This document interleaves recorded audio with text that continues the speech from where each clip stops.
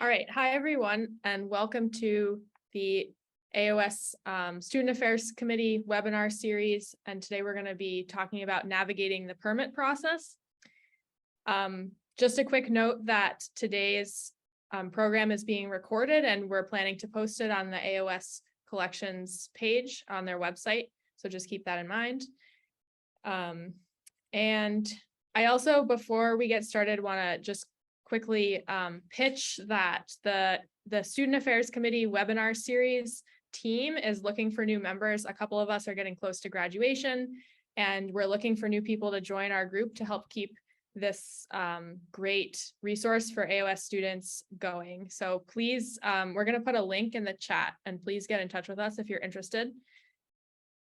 You don't have to have any special professional development skills to be on this committee. It's just, we're the people who identify areas where AOS students want access to resources and professional development, and we help organize the volunteer panel members and put the events together.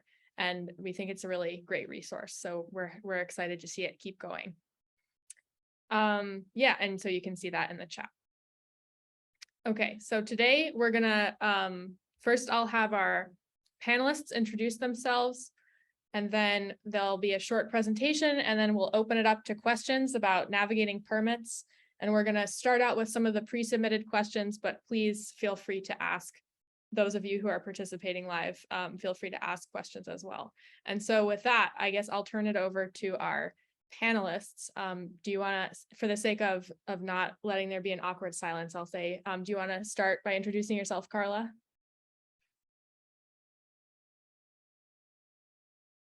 I think you're muted, Carla. Yeah, thanks.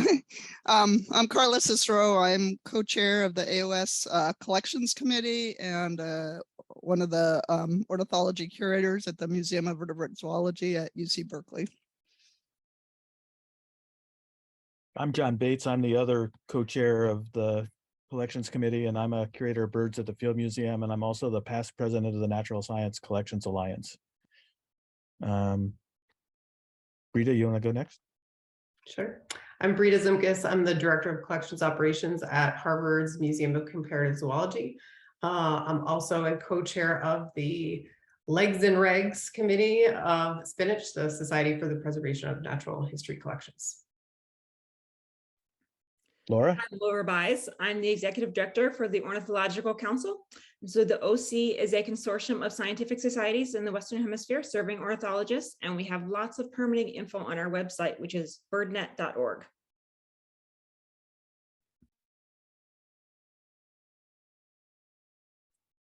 I think we're missing Chris. Yeah, I don't see Chris. Maybe somebody can ping him.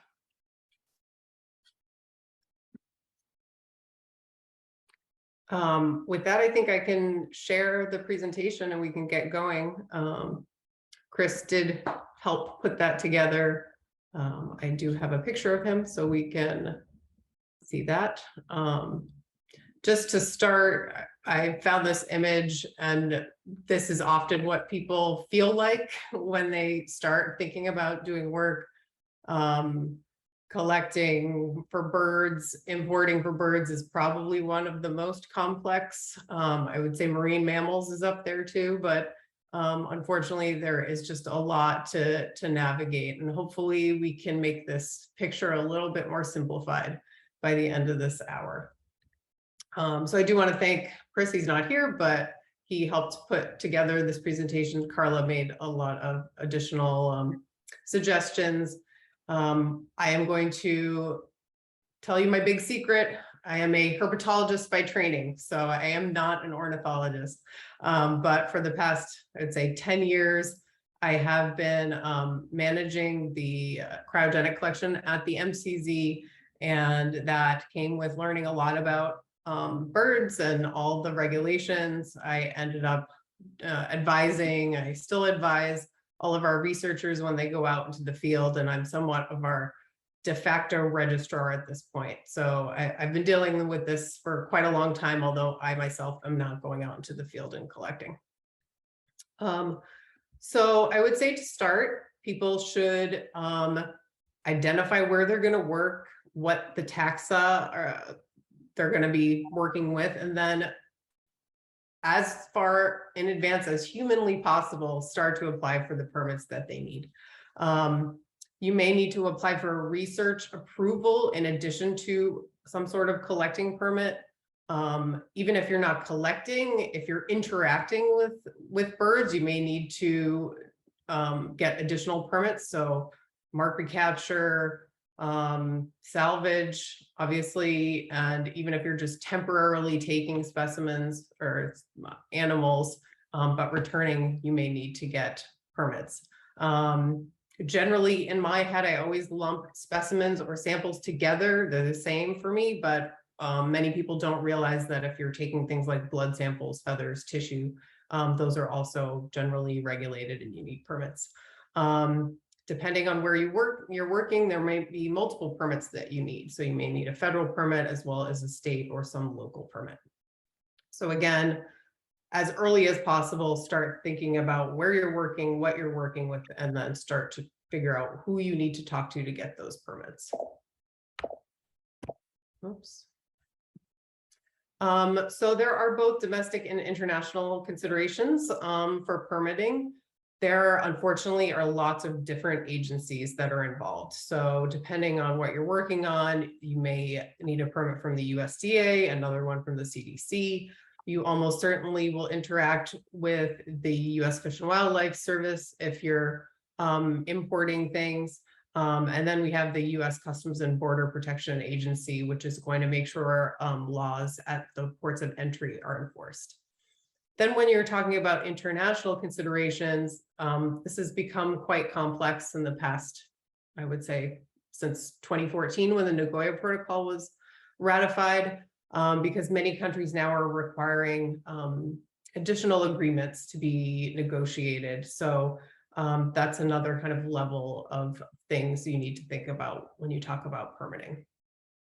So I would say one of the best places to start if you're working internationally is the Access and Benefit Sharing Clearinghouse. Again, this is related to the Nagoya Protocol, which I'll talk about in one moment. But this ABS clearinghouse provides information regarding required permits, benefit sharing agreements, and it gives some relevant context. So every country that is a party to the Nagoya Protocol, as well as countries that are not party to the Nagoya Protocol, have a designated national focal point. So their email address will be included on this website. So if that's all they have on this website, at least as a point of contact for you if you don't know what to do if you're going to a certain country, and hopefully they can let you know what you may need. To learn more about the Nagoya Protocol, I would definitely recommend going to that learnnagoya.com website. And I also want to reiterate, the US is not a signatory to the Nagoya Protocol, but that doesn't mean you can't just ignore any domestic access and benefit sharing legislation. So you can kind of ignore the fact that we're not signatories. If you're working in a country, you need to abide by their rules. So this is a basic schematic that shows what the Nagoya Protocol is. And this is a binding supplementary agreement to the Convention on Biological Diversity. And it basically is related to the fair and equitable sharing of genetic resources and their associated traditional knowledge. So if you are going to a specific country and you would like to collect birds, those countries are saying you need to let us know what you're doing. So get prior informed consent before you collect anything that contains DNA, living or dead. And you may have to negotiate some mutually agreed terms. So for those of us that work at institutions that are not non-for-profit institutions, generally that means you're going to negotiate non-monetary benefits, but you may have to pay fees for collecting samples or doing other things in countries. But these agreements basically say, if I'm going to go collect birds, I may need to give a talk at the local institution. I may need to take students in the field. Maybe there are some international partnerships. Maybe collaborators from that country are going to be co-authors on papers that come out of that research. So it's ensuring that the countries where these sample specimens are originating or are gaining something from you taking from their country. So another consideration for international fieldwork is export controls. So just make sure if you're going anywhere, shipping anything, taking anything with you internationally, that you're not going against any trade sanctions that may exist. So there are some websites you can check and make sure that the items that you want to ship or bring with you are okay. You may need an export license to bring those things or send those things. There are certain countries that are sanctioned, and it would be difficult, if not impossible, to work in those countries. Another thing you should think about before conducting fieldwork, whether domestic or international, is IACUC approval. IACUC is the Institutional Animal Care and Use Committee. That's going to ensure that research with vertebrates, and actually some invertebrates as well, comply with federal regulations. So for the researchers at my institution, generally they're added to an animal protocol with the lab that they're in when they join the lab, but I always remind them that an amendment may be needed if they're going into the field and then they need to make some changes. So if they're increasing the number of animals they're collecting, if they're adding any new species or adding new procedures. So make sure that everything with IACUC is all set before you do any work. And then the last thing I like to remind people about is shipping training. You may need training or you definitely need training to ship biological materials, dry ice, and some exempted quantities of flammables, corrosives, and common fixatives. Because the DOT, Department of Transportation, and IATA, the International Air Transport Association, are requiring training for that. One thing to note is there's something called the IATA Special Provision A180, which allows us to ship non-infectious specimens if they're packed accordingly to some regulations and marked, and training is not required for that. And details about that can be found on the Spinach website and many other places, but essentially it states that we can pack our samples triple heat sealed, and if the certain chemicals are in there, but in very low volumes, that we don't have to do a lot of additional things. It definitely makes it easier. So once you've collected specimens or samples internationally, and then you want to import them back into the US, unfortunately, it's quite a complex and time-consuming process. Part of the reason for that is there are, like I said earlier, a number of different agencies that are governing the imports of samples. First and foremost, a U.S. Fish and Wildlife 3177 form, which is the declaration for importation or exportation, is always needed. So if you're coming into the country or shipping things into the country, you need to fill out this 3177 form. I'll talk about that more in one moment. In addition to the proof that materials were legally collected, so a collection permit, and then proof if they were legally exported, so a export permit from that country that you have just come from. You may need permits from U.S. Fish and Wildlife, USDA APHIS, or the CDC. And that Ornithological Council Guide to Importing that's listed here is a very comprehensive and useful tool. So that goes through everything, and I highly recommend going through that. So right now I'm just going to go through these 5 that you see here on the right and give you some very basic information about them. Oh, one more thing about the U.S. Fish and Wildlife 3177.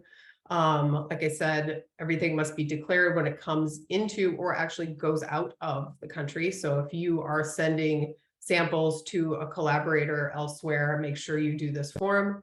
There are some exceptions. Those include synthetic DNA. So tissue would be covered under this, but if you have a PCR product, that's not covered. DNA libraries are not covered. Urine or feces, if collected invasively, is covered, but collected non-invasively is not covered. Fossils and backs are not covered. This has become fairly streamlined. You can go online using their EDEC system Submit this form and then upload your supporting documentation. That usually includes some kind of invoice to show what exactly is being shipped or carried. And either, you know, a way bill if you're shipping it with something like FedEx, or your own flight information if you're traveling with samples. And the last thing I would like to remind people is that you make sure you obtain a copy of that cleared 3177. You can see here in that box in red, that's the stamp that shows that's cleared. We've had historically issues with people saying, oh, I submitted this form, here it is, but they never kept a copy of that cleared form. And that's what we want to see as a museum.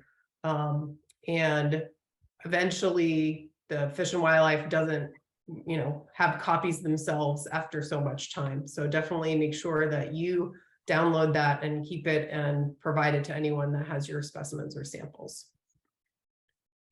A few other reminders about importing in U.S. Fish and Wildlife. Not all airports are designated ports of entry, so that if you go online, there is a list of airports that are designated ports of entry and other ports.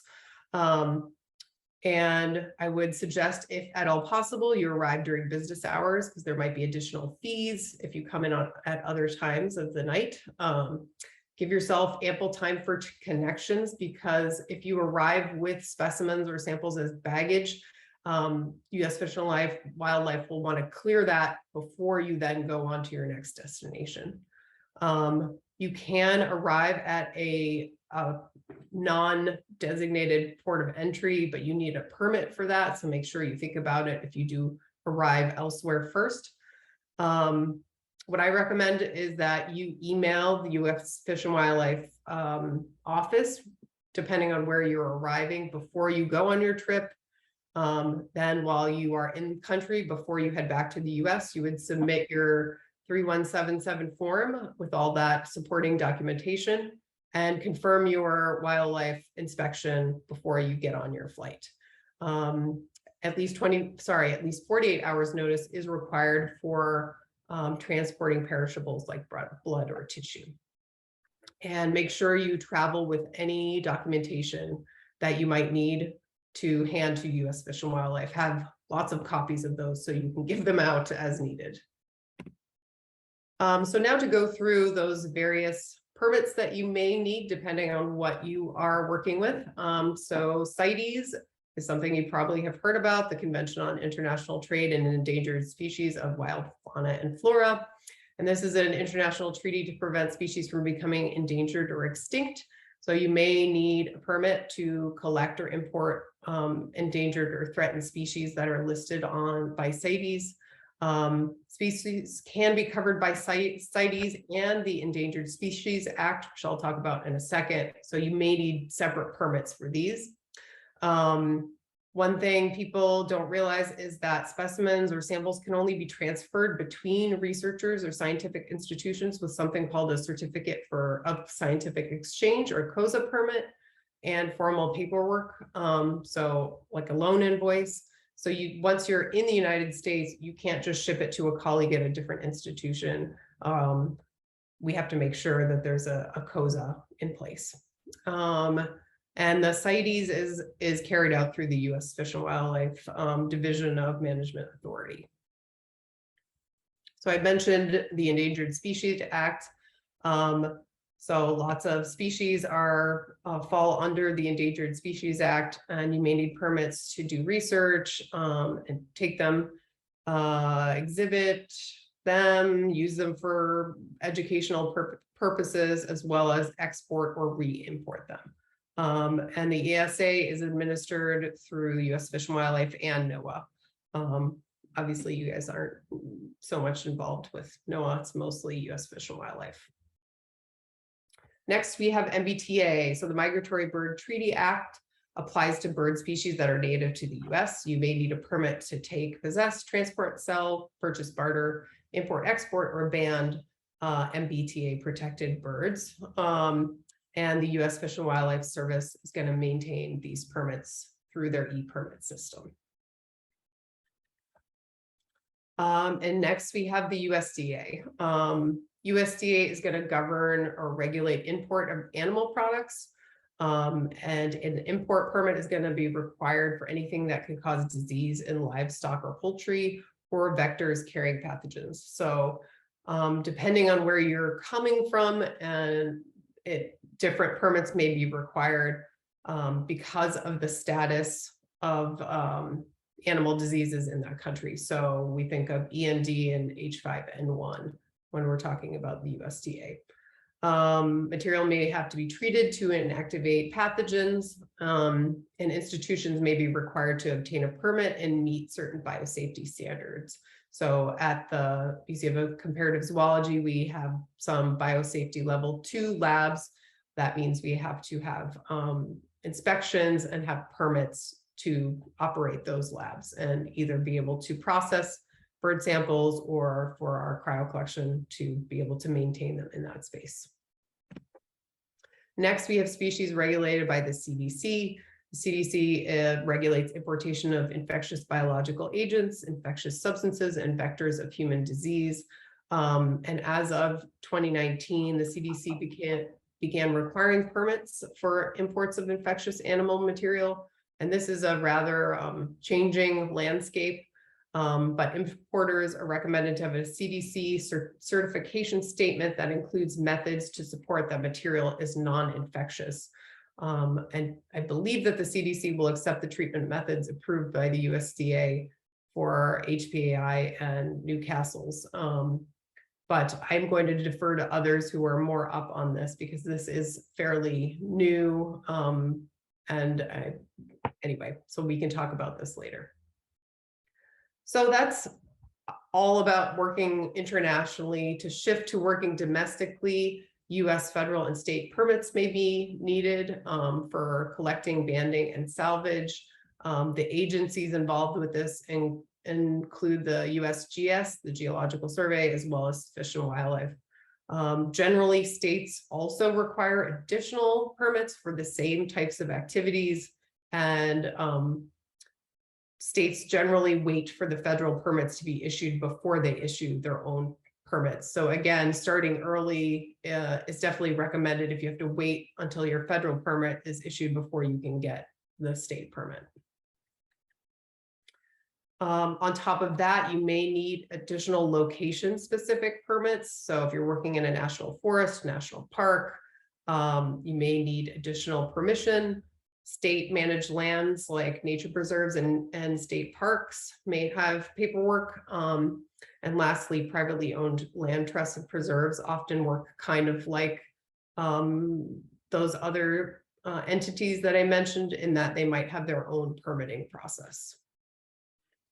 We also highly recommend that if you are working on private land, that you get written permission from the person owning or operating that land before doing the work in writing. So this is just a simple letter that says the owner of the land allows these certain researchers to access the property. Sometimes it may say and collect material. And this just kind of protects you when you're working on private property. So I know that was probably a lot. Here are some take-home messages. So obviously, you understand that there are many permits that may be needed. Lists change, so I highly recommend checking the CITES, ESA, and MBTA lists to make sure that species haven't been added or taken away. Apply for permits as far in advance as possible. They often take months. I've even heard things taking years to process. We just yesterday heard that our museum ESA permit was approved, and that took quite a long time because a federal register notice had to be submitted and posted, which takes up to 6 months. I also recommend that people apply for permits for the broadest scope possible. You don't want to change the goals of your research slightly and then have to reapply for permits. So as broad as possible is recommended. Closely read your permits when you get them. You may not realize you can or can't do certain things. So I would recommend that you and anyone you're collaborating with read them to ensure that you have permission to do everything you think you are going to do. If there are any obligations or restrictions, you want to know that. And especially if you're going to then provide specimens or samples to a museum, if there are obligations that third parties can't use them, or they can't be used for commercial work, these are all things that are very relevant for where they end up. Make sure you file all required reports in a timely manner. That may jeopardize any future work that you want to do if you don't submit what you are required to do. And again, applying as early as possible, even for renewals, is important if you want to do your work. So here are a couple permitting resources. The AOS permitting resources is kind of a nice landing page. And I mentioned that Ornithological Council Guide to Importing is very comprehensive, and that's the link there. And Laura probably can speak more to that. Lastly, we have the Spinach Wiki. I would say it's not as dense, but it is a landing place for kind of higher level permitting thinking. So with that, I am happy to think now we're just back to seeing people and we can tackle questions.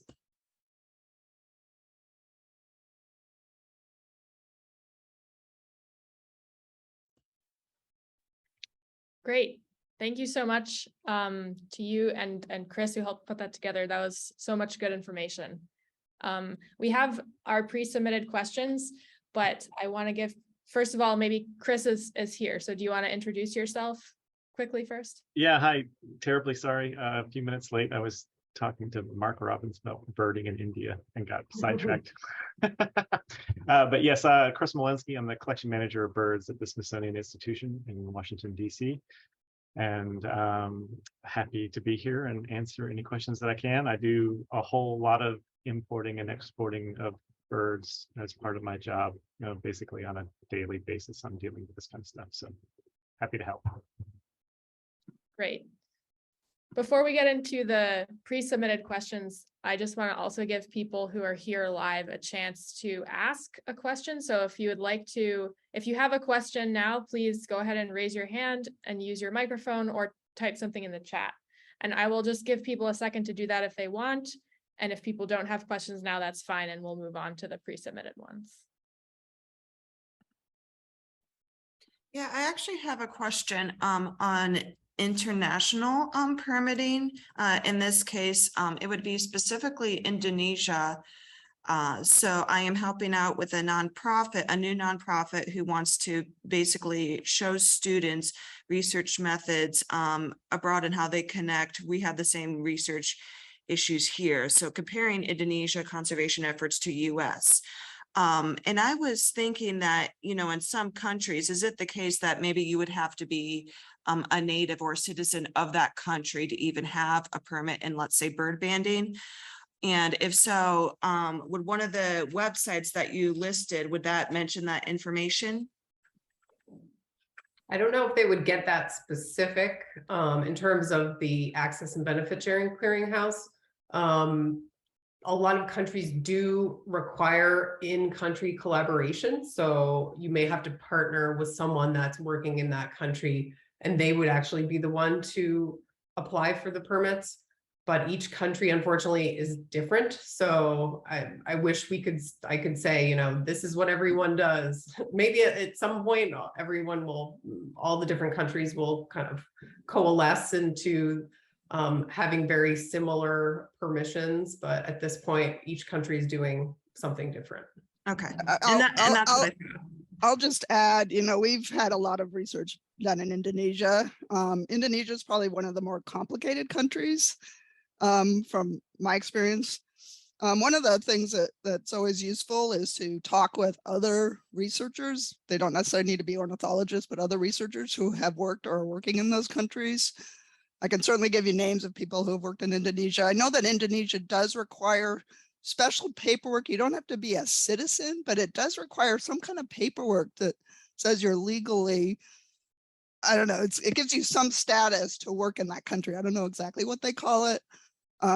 But yeah, so if you want to contact me offline, I can give you the names of our herpetologist. Jim McGuire's worked in Indonesia for 20+ years, and he can give you all the ins of how to navigate that, because I know it's very complicated in Indonesia. Thank you very much. Great, great question. Are there any other questions people want to bring up now?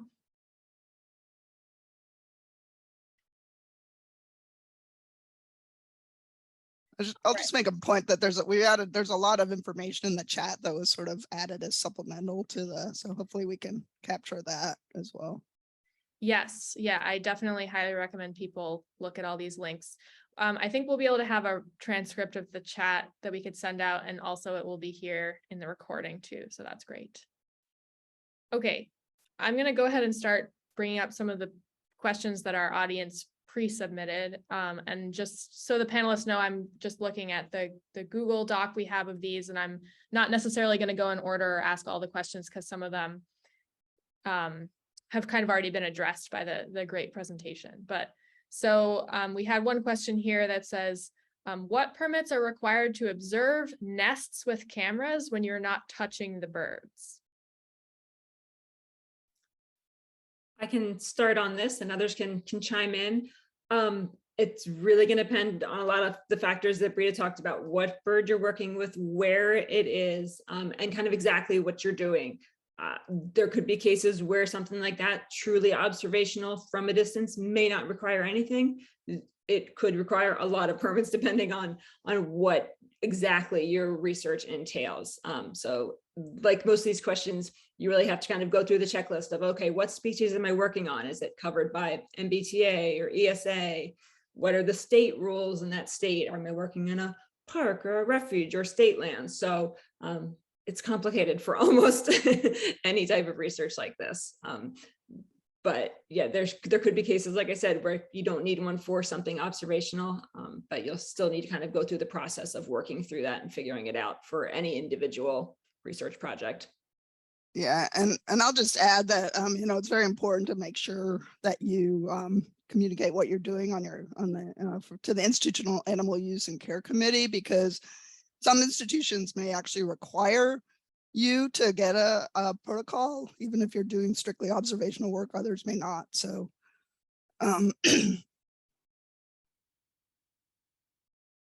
Yeah, and I would guess that if your subjective observation is an endangered species, that would definitely require some additional paperwork. Yeah, and in cases like this, it's often a good move just to check in with your regional Fish and Wildlife Service permitting office. If you're not sure what permits are required, then you can reach out. All that information is on the Fish and Wildlife website, and provide some information about your project, and they can kind of guide you in the right direction. right, and so the chat just said that some states like Florida require a state permit, so it's not just federal. So yeah, making sure that you talk both with your state and federal agencies.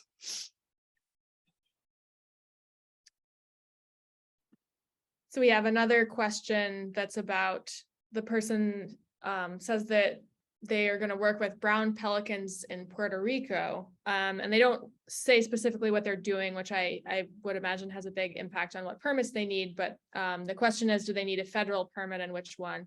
And I bring this up partly, yeah, to ask if there's anything particular about Puerto Rico and other areas that may be covered by federal permits, but aren't at the state level. Do they have their own permits also? I believe some of the territories do have their own rules, so that's something you would need to check into on an individual basis if you're working with a territory. And then, right, you would still need Fish and Wildlife Service permits, and possibly USGS if it's a banding project. And there's certain things you can do as part of your banding permit, but for a lot of work, you'll need that scientific collecting permit from Fish and Wildlife Service as well. So I have a question on that, actually, because I don't really know. Presumably you would not need to do an EDEC for work in Puerto Rico. I think actually you do. I think it's considered an import. It is considered an import? I'm pretty sure it is, yeah. And in fact, I think it's one of those situations where there's at the airport before you come back to the US, I think there's an agent there, as I recall. Okay. Never done it myself, but that's what I remember hearing.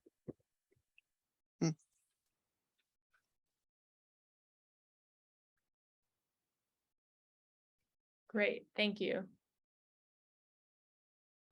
We have a couple of questions. We had a couple of questions pre-submitted about banding, and maybe we can discuss them briefly here. We're actually also kind of thinking about the possibility of organizing a follow-up session specifically about banding, because it is kind of a whole subset of permits, and it's really widely used. But maybe using some notes we have on this Google Doc, we can just discuss a few of these things. So one person asked what advice people have for transitioning from a subpermittee who's allowed to band with a master bander to being actually a master bander on a permit, and what are the expected qualifications? So I guess I can take this first. Living here in the Washington, D.C. area, there's a lot of these agencies that are based locally, and I happen to be friends with some of the people that actually work in the banding lab. And so I was able to reach out this week and talk to one of my good friends there. And I know that there's a lot of history with the banding lab and some difficulties in getting permits and such. But the bottom line is that they have changed a lot, and they are trying to work better and faster at processing permits. But one thing that they have done is try to limit the number of master banding permits. And if you are working at a field station, for example, with multiple people banding, they only want one master bander per field station. And that is something that they're going to stick to.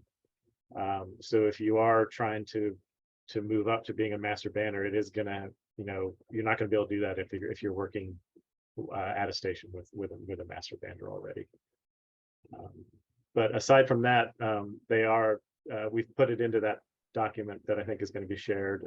So there's some really good suggestions and advice on how to go about getting your master bander permit through the USGS web pages, and all that's listed in that document. Yeah, we can send that those answers out afterwards to the registrants of the event. Another sort of related question is someone posted a question about having heard a rumor that you have to have banded a certain number of birds. The question specified even as many as 10,000 in order to be considered for a master bander permit. So do you want to take that question also, Chris, if you don't mind? That was actually a follow-up, that an email response that came back after I had sent that thing to you guys yesterday. But the question was about 10,000, the number 10,000, and that is absolutely not true. You do not need to have banded 10,000 birds to get a master bander permit. They have approved, recently, plenty of people who have not banded that many birds. So you do obviously have to have some experience, and the type of bird and the type of capture methods you're going to be using are a big part of that. So if you banded 1,000 passerines with standard mist nets, and you want to start banding raptors with various other kinds of traps, they're not necessarily going to grant you a permit because you don't have that kind of experience. So it's going to be based on what kind of banding you're going to do and the experience you have with that particular kind of method and the species that you're after. Two things I would highlight are that the Bird Banding Lab has tried recently to really provide lots more information on their website. So it is helpful. There are checklists so you can make sure that you're providing everything they need when they're reviewing your application, which is really key. And also I'm going to stress the importance of, if you are out doing banding work, keeping track of what you're doing, the number of birds you're working, how many different species, because that information is all relevant to the BBL when you're applying for, say, a master banding permit. So making sure that you keep good records as you go, so that when you're filling out that application, you have a really good idea of what you have experience with, and that'll be very helpful to them in reviewing it. Laura, I put something in the chat here, but I think that one of the things that I think comes up all the time through this is you can see this running theme of the fact that sometimes the agencies are asking for things that really aren't reasonable. And one of the things the community, the ornithological community, has done over the years is had expertise in the form of the Ornithological Council to actually communicate with some of these agencies and get them to consider changing some of these things. And we've had a lot of success with that over time. And if you want to say a little more about that, I think that would be appropriate. Sure. And that is one of the main things that we can do is we work kind of behind the scenes with these agencies on permitting and other issues. So it always helps for me to hear from the community if there's issues that you're having or questions that keep coming up, because then when I talk to agencies, I can talk through those issues and we can figure out what will work for them in terms of the regulations that they have to comply with, but will also give us solutions that work for the ornithologists on the ground. So as these things do come up, I love to hear from them, from people out there working, so that we can take those back to the agencies and work them through. And I mean, to a person, everyone in the agencies that I've come to with these kinds of questions or concerns, they're receptive. They want to try and figure it out and find something that works. So I would just say, yeah, as these come up, definitely let me know. Birdnet.org is our website, and you can find my contact info there. So it's always helpful for me to hear from folks. Great. Do we have any questions specifically about banding related permits from our audience here before we ask other questions? I actually have another question if no one else does. Yeah, so I was wondering, so for someone, if you may have not had a lot of experience banding raptors, but when you have a station open, you start to get more. How would you gain that experience if you can't on a permit? Is that when you would have to go as a sub permit on someone else's to learn how to band raptors from another bander, or how would you gain that experience? Yeah, I think that's a situation where you need to be a sub-permittee under someone and gain that experience before they're going to issue you any kind of master permit to do that. But I also think there's this, and I don't want to be somewhat arbitrary decision-making process on their part as to what constitutes enough experience for you as a sub-permittee to make that transition. And so they're, as Laura said, they're trying to do the best job they can, but you've got to put together a package to make that case to them. Yeah, it's a committee that reviews all of these. They meet once a month to review all the banding applications. So, they're just looking to see a complete package, the application with references and all that sort of stuff. And so, as long as you have a solid plan with references and the appropriate amount of experience, I think you would have a good chance of being able to get permit. But that's the biggest problem, they say, is that they've received a lot of incomplete applications.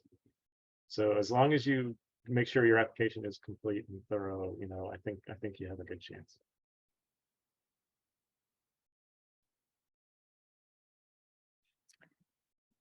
So anything else on banding that people want to bring up?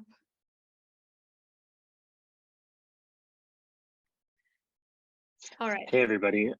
Oh, I just wanted to follow up on the question about requisite numbers of birds that you've had to abandon, and what's the expectation on the permitters of, okay, so 5,000 give or take how many, 300 species give or take how many, what's the built-in error for that type of estimation on the behalf of the person applying for the permit and the people reviewing them? Yeah, I asked for specific numbers and they said there are none. There are no specifics. You just have to have had some experience that an amount that they think is enough. But I can't tell you what that is. But I think what this illustrates is a lot of it comes down to how you explain what experience you have. So being able to say that I've run X numbers of mist net hours and taken out some estimate of the number of birds and species, and going into the details is the kind of thing that's going to do the best job of convincing them. Cool. Thank you.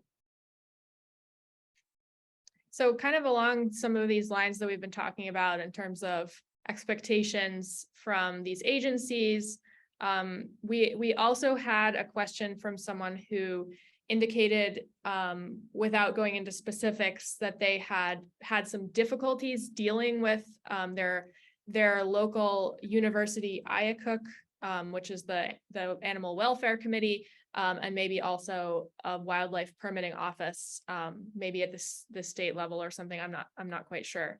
But so just in general, what are like some pieces of advice for what to do if you are trying to get permits to do something and they seem, I guess, reasonable to you, but you're having some difficulties with getting them approved? So I'll just start this by saying that I'm the chair of the Field Museum's IACUC committee. And that makes it probably easier for a lot of people because of the fact that I do field work. One of the biggest problems with IACUC committees at larger universities is that they tend to be very focused on lab animals. And this continues to be a running theme, such that field work sometimes can be something that seems completely alien to them. But the big thing is something that Breda mentioned early on, which is give yourself the time to get these things in place. So if you're applying for an IACUC proposal, expect that the committee is going to come back with questions that you're going to have to answer. And so if you do it at the last minute, that's a problem. And these things take time. Yeah, assume that you need to do some educating. They may not have the background knowledge, so you may have to send them papers to say this method of euthanization is, used in the community widely, or this regulation recently changed. And it may be that certain offices, and talking about, wildlife inspectors, certain offices interpret laws differently. So don't assume that what one US Fish and Wildlife office says is what another one actually implements. And we're trying as communities to interact with these agencies and attempt to get them on the same page, but we haven't been successful and we're still working. So yeah, you might need to just plead your case and give them evidence. Yeah, I mean, I would just add, right, I mean, justify exactly what you're doing and why you need to do it. If you need to collect specimens, why you need voucher specimens, that's a common thing. For the IACUC, and Laura, maybe you can speak, just give a little bit of update on the guidelines to the use of wild birds in research, because that's a resource that, is really useful and can be cited as sort of a document that justifies the methods. So I don't know if you want to say anything about that, Laura. Sure. Yeah, the OC has a number of resources that are useful when you're dealing with your IACUC or others who you have to explain your research methods to. We have fact sheets. We have a model wildlife protocol that can be useful for how to lay out a protocol approval, especially for field work, which, like we said, many IACUCs aren't really familiar with. And then we have a document, the guide to the use of wild birds in research. And it's a pretty extensive document. It's all electronic now, used to be an actual publication, but it's just on our website now, English and Spanish, that lays out all the different methods, ornithological resource methods, and how to do them in a humane manner, and has lots of literature cited. So you can go through and go back to the original papers. It was last published in 2010, and we actually are working on an update right now to pull together all the recent literature for those last 12 years and then add that into it so that you can have recent papers as well related to all those methods. So again, that's on the website. And this is very closely tied to the Office of Laboratory Animal Welfare at NIH, which is who NSF contracts with to actually get public health assurance associated with NSF grants, which is required for all federal funding. And so Laura's been closely tied to people working on the revisions of that, which are ongoing right now too.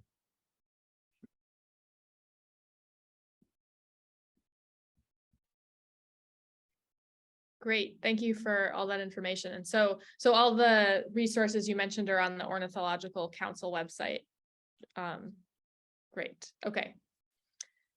We have a question in the chat that says, if you're on a permit to ban common species, but you're in an area where there are endangered species and it's not uncommon to catch them, if you catch them as bycatch and just release them immediately, like, is that okay?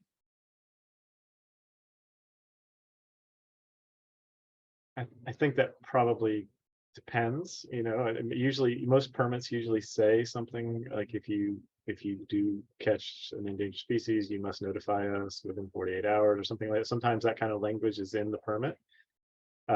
If it's not, then I think, yeah, just releasing it would be fine.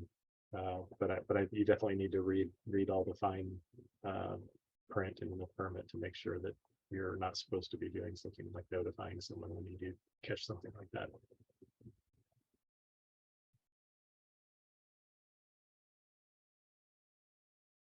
Yeah, and you know, a lot of states, when you do your reports, they require you to show what's been sacrificed and what's been released. So again, you want to make sure that you're reporting things accurately, but that you have the legal authority to do what you're doing.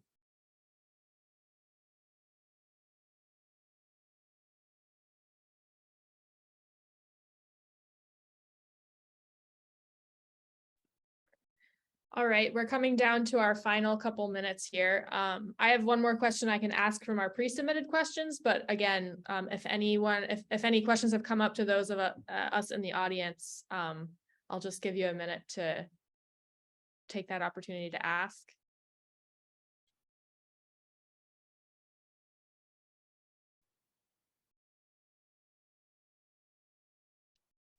I was specifically wondering whether anybody out there who wanted to give a specific example of a recent problem they've had with a permitting agency or something, and you can hear the kind of feedback that you would get from a group like us.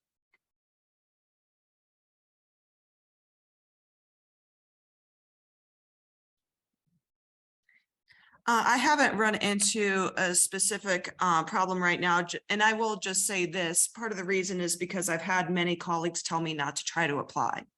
So that's the reason I am in this meeting, is because I've been told you're just not going to get a permit, especially for banding. So I just I'm sure you've heard that before, but I'm very happy this is going on because I've been very discouraged up until now.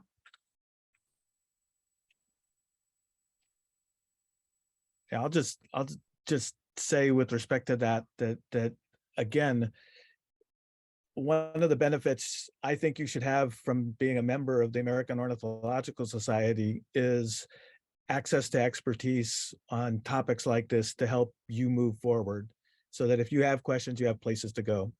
And so that leads me into something I put into the chat, which is that the AOS decided several years ago, without very much discussion, to discontinue support for the Ornithological Council, which they provided for upwards of 25 to 30 years, I think.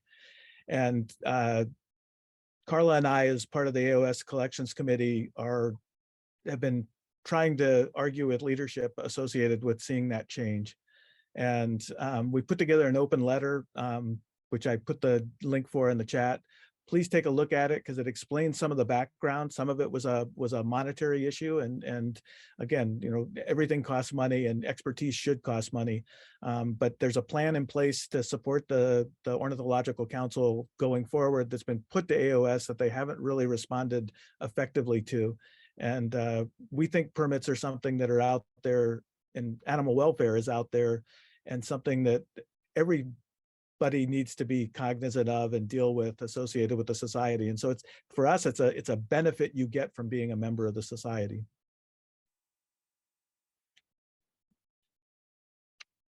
Yeah, thank you.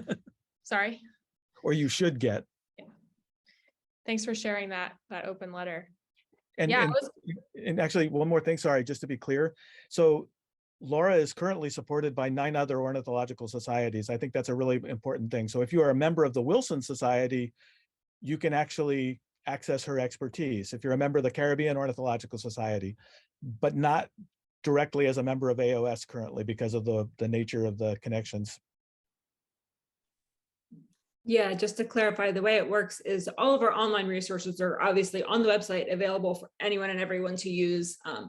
But members of our 9 member societies can actually call or email me directly with their specific questions, and I will help them work through it. I will go to Fish and Wildlife Service on their behalf, or the banding lab, and try and help get whatever they need. So that is something that, just because we're a very small organization, it's me working part-time, we can't offer that to everyone out there, but we do offer it to our members of member societies. So that's why it's important to be part of the OC. Yeah, that sounds like a really helpful resource. I was kind of thinking during Breda's presentation that you could make some kind of grand flow chart of all the different, like if you're working with this species in this place, and I'm sure it would be so complicated, and having the ability, having the ability to actually talk to a person about navigating that is really great. Yeah, I've tried to make such a chart and it gets so big and unwieldy Yeah. that it's not helpful at all. Yeah.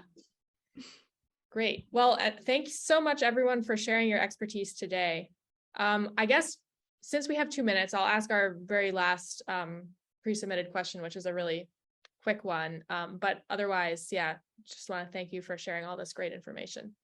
The last question was just about working with exotic species, such as what I think mannequins in Florida, they said, and whether you need a permit to collect them. I can tell you we've got a graduate student working on European goldfinches in Northern Illinois, and the technical answer is no, but you better make sure you ask, because you never know what the state regulations actually are. And if you catch something that isn't a mannequin or a European goldfinch, what do you do? And that's something that is both a reality and a likelihood. Right. And I would imagine you need something from IACUC regardless. All right. Thanks everyone for coming. And whether you are watching this live or watching a recording, please also, we will do one more plug, as Maina has put here in the chat, for the Student Affairs Committee's webinar series subcommittee, where the group Maina and Jenny and I, as well as others, including Jacob, who's one of our SAC co-chairs, put on these events because we believe in trying to consolidate and share this great professional development expertise on all kinds of topics. And if you are enjoying these and want to help see them continue, please fill out our form and consider joining our committee. Thank you so much, everyone, and have a good day.